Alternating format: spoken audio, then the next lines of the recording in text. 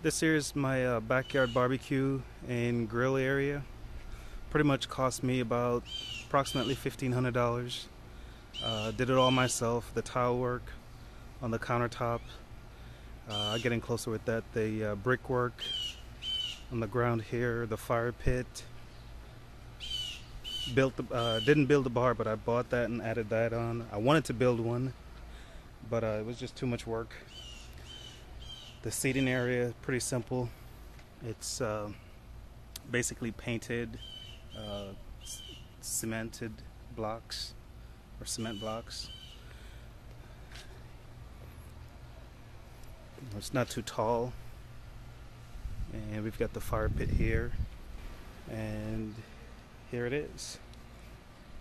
This is the countertop. This is actually cut tiles. These are natural stone tiles picked up at Home Depot. These were cut with the machine. It's not a pretty smooth cut, but from a distance, basically don't see that it's sections, but if you get up close, you can see that each tile and how they're joined together. Now, the back of this thing is also painted. Because of the extreme angle on this, it was kind of hard for me to tile the back of this. I really wanted to tile it, but time consuming, was not really in the budget, and I knew it was going to be a hassle for just me to do this by myself. So I basically just tiled the front of it and the sides of it, and there's the smoker. Everything here is pretty much a Brickman. Bought from Home Depot. This has been used, hasn't been cleaned yet though. Everything functions like it's supposed to. It works. This gets a little bit smoky when I'm smoking anything in there, sausages, ham, whatever it is.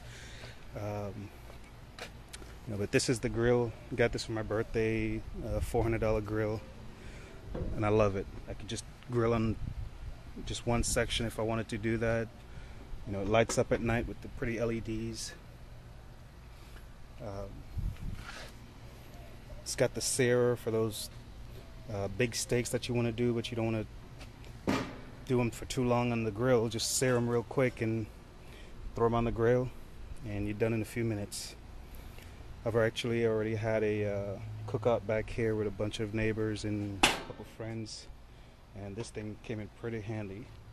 You could feed about 2 families off of this thing without having to switch burgers and take anything off to put something else on. So it's pretty nice. I wanted to put a sink right here, but I would have to compromise on some counter space, and I didn't really want to do that, so I figured I could leave out the sink. Anything that we eat out here, we eat it off of recycled plates, styrofoam plates, and that type of stuff. So really, I wouldn't have to wash anything. If I cook, like we did a crab cookout back here one night, and I used this burner right here, and it was pretty efficient. I mean, it lights up pretty quick and gets hot. So I'm pretty happy with it.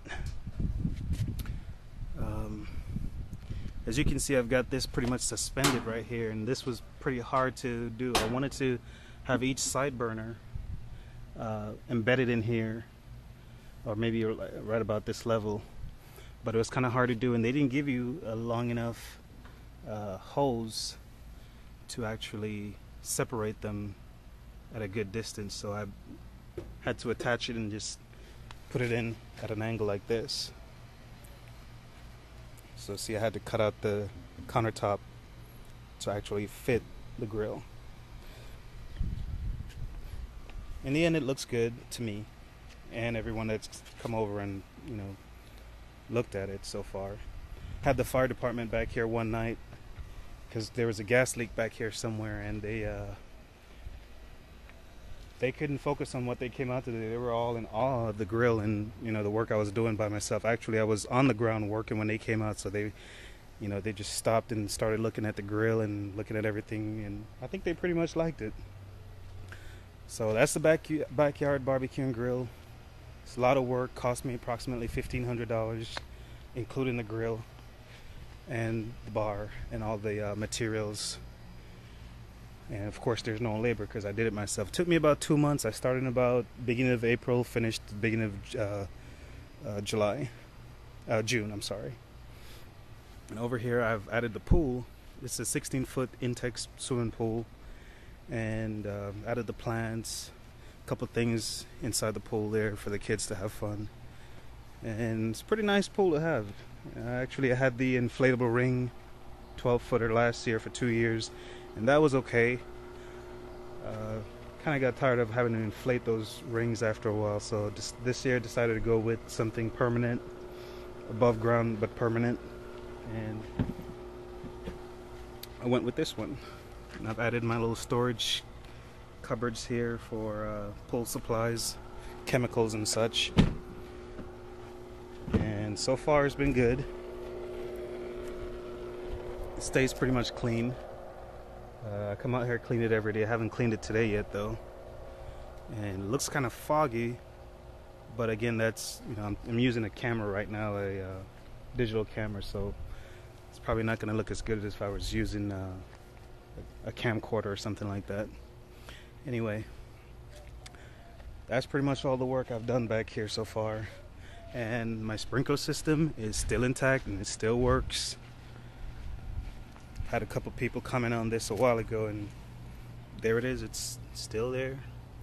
I didn't put all the stuff that someone else would have wanted to put on there, but it's still a timer. Right now it's off and I do use it, and it still works. A year later and it's still there.